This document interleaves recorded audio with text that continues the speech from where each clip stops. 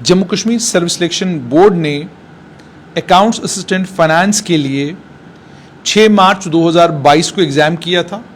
और ये इम्तिहान भी मेरिट ट्रैक एजेंसी ने करवाया था। 972 पोस्टों के लिए इम्तिहान हुआ। एप्लीकेशंस जो है 27 दिसंबर 2020 से आना शुरू हुई।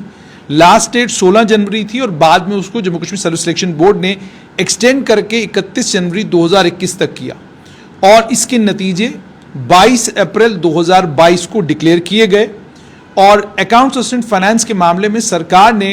डॉक्यूमेंट वेरिफिकेशन भी मुकम्मल कर दी हुई है और डॉक्यूमेंट वेरिफिकेशन मुकम्मल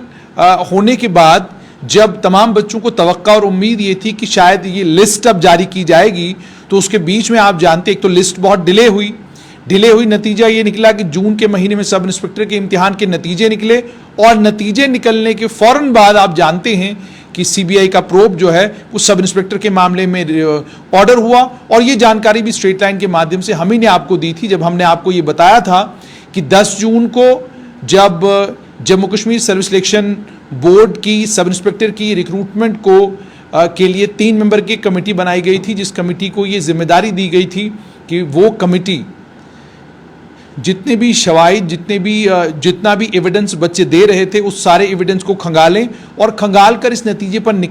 पहुंचे कि क्या वाकई इसमें बेज़ाब्तगियां और बेईमानियां हुई हैं। उस 3 मेंबर की कमेटी ने कहा कि बेज़ाब्तगियां और बेईमानियां हुई हैं। नतीजा ये निकला कि सब इंस्पेक्टर की रिक्रूटमेंट को सीबीआई के हवाले किया गया।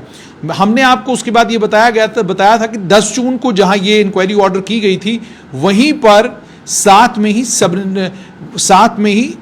अकाउंट्स असिस्टेंट फाइनेंस और जेई जल शक्ति विभाग, इन दोनों की भी इंक्वायरी सरकार ने ऑर्डर कर दी थी, क्योंकि सरकार का ये मानना था कि जब जिस एजेंसी ने सब इंस्पेक्टर की रिक्रूटमेंट का इम्तिहान कराया उसी एजेंसी ने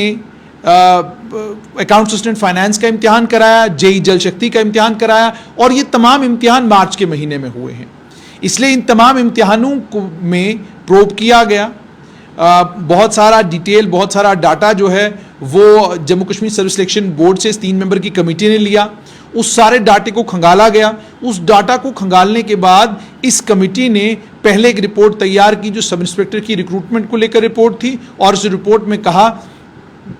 कि इम्तिहान को स्क्रैप करके सीबीआई के हवाले ये मामला कर दिया जाए। उसके बाद अब मामला बचता है जेई जल शक्ति और साथ में अकाउंट्स असिस्टेंट फाइनेंस। जहां तक जेई जल शक्ति का ताल्लुक है उस मामले में स्पेसिफिक क्या रिकमेंडेशंस कमेटी ने दी हैं, उन रिकमेंडेशंस को लेकर 2 बातें तो बिल्कुल साफ हैं कि कमेटी ने यह कहा है कि अकाउंट्स असिस्टेंट फाइनेंस का ताल्लुक हो या जेई जल शक्ति हो, इन दोनों को लेकर भी कमेटी ने यही कहा है कि इन्हें भी स्क्रैप किया जाना चाहिए और स्क्रैप करके इनका ये इम्तिहान भी दोबारा कराए जाने चाहिए, क्योंकि जिस मेरिट ट्रैक एजेंसी ने ये सब इंस्पेक्टर का इम्तिहान कराया था उसी मेरिट ट्रैक एजेंसी ने ये इम्तिहान भी कराए हैं और इन इम्तिहानों में भी जो डिटेल्स शेयर की गई हैं कमेटी के साथ, उस कमेटी ने उन डिटेल्स को एक्सेस करने के बाद, सारे डाटा को वेरीफाई करने के बाद सूत्रों के हवाले से ये खबर आ रही है कि उन्होंने जब वेरीफाई किया तो उन्होंने देखा कि जिस तरह की बेज़ाब्तगियां, जिस तरह की अनफेयरनेस सब इंस्पेक्टर के मामले में हुई थी, उसी तरह की अनफेयरनेस और बेईमानी जो है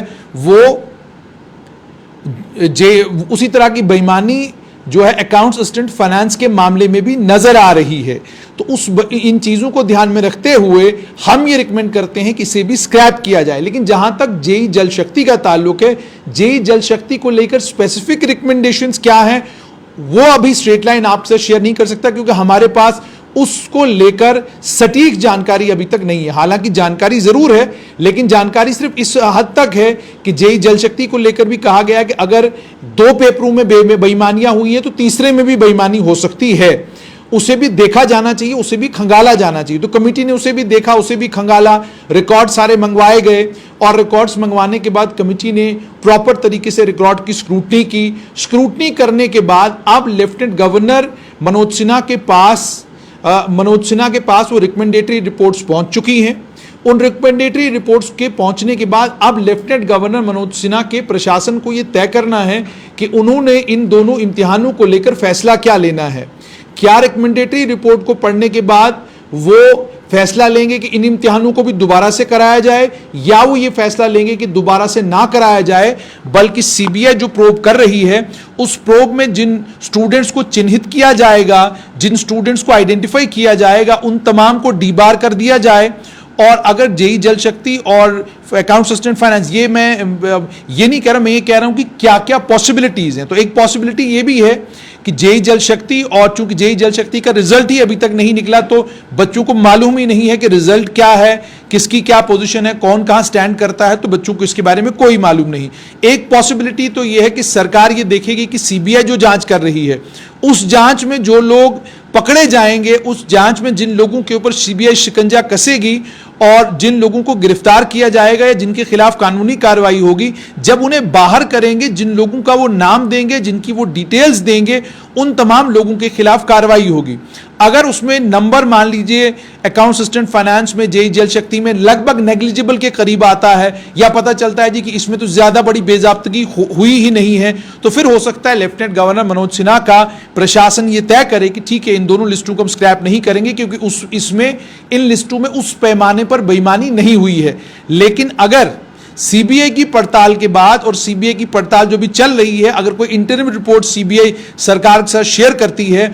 और उस रिपोर्ट में सरकार ये कहती है कि जी इसमें भी, इन दोनों इम्तिहानों में भी बड़े पैमाने पर बेजाब्तगियां हुई हैं, तब संभवतः एक पॉसिबिलिटी ये भी है कि लेफ्टिनेंट गवर्नर मनोज सिन्हा का प्रशासन जो है इन लिस्टों को भी स्क्रैप करने के बारे में ट्वीट कर सकता है, जानकारी दे सकता है। लेकिन अभी तक आधिकारिक तौर पर लेफ्टिनेंट गवर्नर मनोज सिन्हा ने ना तो अकाउंट असिस्टेंट फाइनेंस को लेकर, ना ही जेई जल शक्ति को लेकर कोई फैसला लिया है, क्योंकि अगर कोई फैसला लिया होता तो फैसला अभी तक पब्लिक होता। और आप ये भी जानते हैं कि सरकार अपने ट्विटर हैंडल के जरिए, और खासकर ऑफिस ऑफ एलजी अपने ट्विटर हैंडल के जरिए फौरन इतला करता है स्टूडेंट्स को कि हमने फला मामले में क्या फैसला लिया। आपको यह भी याद होगा कि जब सीबीआई इंक्वायरी सब इंस्पेक्टर के मामले में ऑर्डर की गई थी, तो वो भी एक जगह जब भाषण दे रहे थे लेफ्टिनेंट गवर्नर साहब, तो वहां पर लेफ्टिनेंट गवर्नर मनोज सिन्हा ने बताया था कि हमने ये रिक्रूटमेंट को स्क्रैप किया है और मामले को सीबीआई के हवाले कर दिया है। अब चूंकि इस मामले में ऑलरेडी सीबीआई इंक्वायरी कर रही है और जितनी भी जो भी चीजें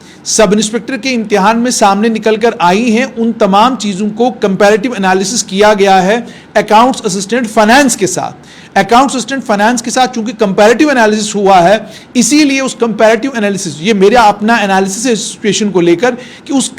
कंपैरेटिव एनालिसिस को ध्यान में रखते हुए सरकार, ऐसा लगता है कि इंतजार कर रही है कि सीबीआई कहां तक पहुंचती है और सीबीआई किन लोगों के खिलाफ कार्रवाई करती है। आपने दूसरी तरफ यह भी देखा होगा कि जम्मू कश्मीर की सरकार ने बड़ी अकलमंदी के साथ और बड़ी खामोशी के साथ लगभग Jammu Kashmir service selection board का सारा स्टाफ बदल दिया है। लॉ ऑफिसरों से लेकर एडिशनल सेक्रेटरी, अंडर सेक्रेटरी, लगभग हर ऑफिसर को Jammu Kashmir service selection board से शिफ्ट किया गया है। उनकी जगह नए ऑफिसर्स भेजे गए हैं, नई टीम वहां पर भेजी गई है। इसका कतई भी यह मतलब नहीं कि उनके ऊपर शक है या उनके ऊपर लगता है सरकार को कि उनके खिलाफ कानूनी कार्रवाई होगी, बल्कि कोशिश सरकार की यह है कि एक नई टीम भेजी जाए Jammu Kashmir service selection board में, और इस नई टीम को यह जिम्मेदारी दी जाए कि आप इंश्योर करें कि इसके बाद जितने भी इम्तिहान हो वो ईमानदारी के साथ हो, उनमें किसी की भी किस्म की कोई बेईमानी ना हो, कोई चोरी ना हो, और हर जितनी भी स्टेजेस एग्जामिनेशन की हैं, हर स्टेज के ऊपर, हर इम्तिहान जो है उसके ऊपर पूरी नजर रहनी चाहिए और इम्तिहान को लेकर पूरी जानकारी जो है वो पूरी जानकारी मिलनी चाहिए। तो मतलब साफ है ये कि सरकार की कोशिश ये है, जो मतलब जानकारी अभी तक है, तो उन्होंने सारे का सारा स्टाफ बदल दिया गया है, और वो लोग भी जो Jammu Kashmir service selection board में उस वक्त इंपॉर्टेंट पोजीशंस पर है थे, उन्हें भी दाएं बाएं कर दिया गया है। वो इसलिए कर दिया गया है ताकि जब सीबीआई पूछताछ करे तो सीबीआई को पूछताछ करने में किसी किस्म की कोई दिक्कत ना आए और सरकार के ऊपर कोई ये इल्जाम न लगाए कि फलां शख्स बड़ी इंपॉर्टेंट पोजीशन पर है, जबकि उसके खिलाफ या वो भी आरोपों के घेरे में है, या सीबीआई कल उससे भी पूछताछ कर सकती है। तो इन चीजों को ध्यान में रखते हुए सूत्र ये बताते हैं कि सरकार ने लगभग सारे ऑफिसर जितने भी हैं वो Jammu Kashmir service selection board से शिफ्ट किए हैं। मेजॉरिटी ऑफिसर, जैसे मैंने आपको बोला, इसलिए शिफ्ट किए गए हैं ताकि एक नया staff Jammu Kashmir service selection board को दिया जाए। और दूसरा ये कि जैसे मैंने आपको कहा कि अक्टूबर के महीने में सब इंस्पेक्टर के इम्तिहान को लेकर लेफ्टिनेंट गवर्नर मनोज सिन्हा के प्रशासन ने कहा है कि हम अक्टूबर के महीने में सब इंस्पेक्टर का इम्तिहान कराएंगे।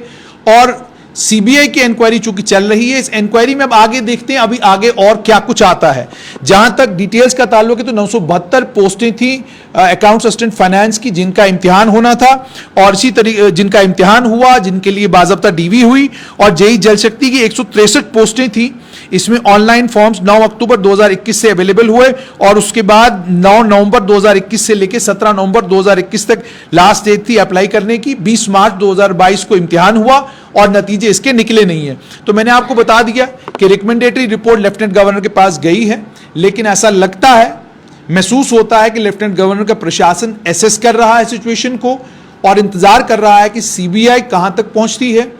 कौन कौन लोग इसमें धर दबोचे जाते हैं और सीबीआई को पड़ताल में क्या कुछ मिलता है।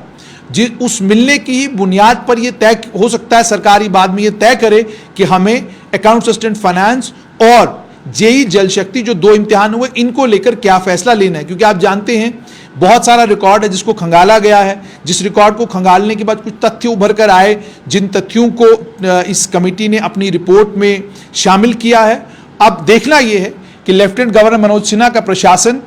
अकाउंट असिस्टेंट फाइनेंस को लेकर और जेई जल शक्ति को लेकर क्या फैसला लेता है। दूसरा, आपने ये भी देखा होगा कि बहुत सारे बच्चे जो हैं अकाउंट असिस्टेंट फाइनेंस के वो धरने पर हैं, वो प्रदर्शन कर रहे हैं, कश्मीर में भी कर रहे हैं, जम्मू में भी कर रहे हैं, दोनों जगह कर रहे हैं। आप उनसे बात करें तो वो आपको ये बताते हैं कि सरकार के पास एक ऑप्शन है कि जो आपको लोग लगता है सीबीआई की जांच में जो पकड़े जाते हैं आप उन्हें बाहर कीजिए, लेकिन जो बाकी लिस्ट है उस बाकी लिस्ट को स्क्रैप मत कीजिए, ये उनकी मांग है। दूसरी तरफ वो बच्चे हैं जिन बच्चों ने अकाउंट असिस्टेंट फाइनेंस को लेकर पहले शकूक व शुबहात का इजहार किया था और जिन लोगों ने इस सारी चीज को हाईलाइट किया था, और उसके बाद आपको ये भी याद होगा कि जिस वक्त उन्होंने ये इन चीजों को हाईलाइट किया था कोई मानने के लिए तैयार नहीं था। हमें भी स्ट्रेट लाइन के ऊपर जब बहुत सारे लोगों ने उस समय कांटेक्ट भी किया, लेकिन हमें भी लग रहा था कि इस तरह की कोई संभावना नहीं है, क्योंकि 5 अगस्त 2019 के बाद प्रशासन बदला है और प्रशासन जो बदला उसने तय किया है कि बेईमानी मेरिट के साथ होने नहीं दी जाएगी। लेकिन